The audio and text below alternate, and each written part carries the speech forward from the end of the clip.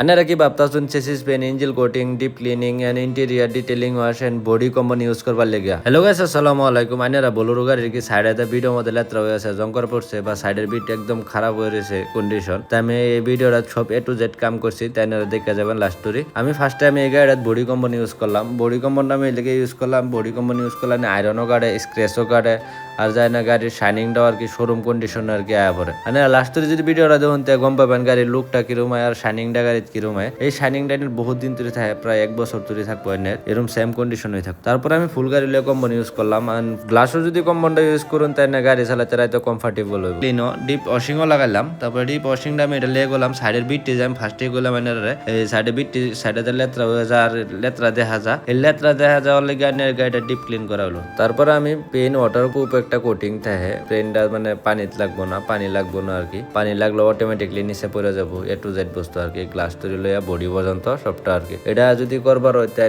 জায়গায় এটা 6 ঘন্টা নাহলে 3 ঘন্টা নাহলে 12 ঘন্টা 12 ঘন্টা রাখা আর কি বেশ। 12 ঘন্টা রাখি আর যদি সকালে মিশিং মেরে দিন তো আর কি গাড়িটা এনে যায় ফিল হইব নতুন গাড়ি বললে আর কি। শোরুম কন্ডিশন আর কি 1 বছর লাগাত কন্টিনিউয়াসলি থাকবো এটা। মানে আর কি গাড়িটা দেখলে আর কি ফিল হবো নিজের মনের মধ্যে আমার গাড়িটা নতুনই আছে এখনো আর কি। পুরান ফিল হবো না। গাড়িটা যদি অতিরিক্ত পুরান হয়ে যায় তাও ইনশাল্লাহ আশা করি আমি গাড়িটা নতুন করে দেবার পাবো। আর লাস্টের সিনেমেটিক শটটি এনজয় করে যাবেন। আর কেরা করতে ভিডিও দেখতেছেন কমেন্ট করে জানাবেন। আসসালামু আলাইকুম।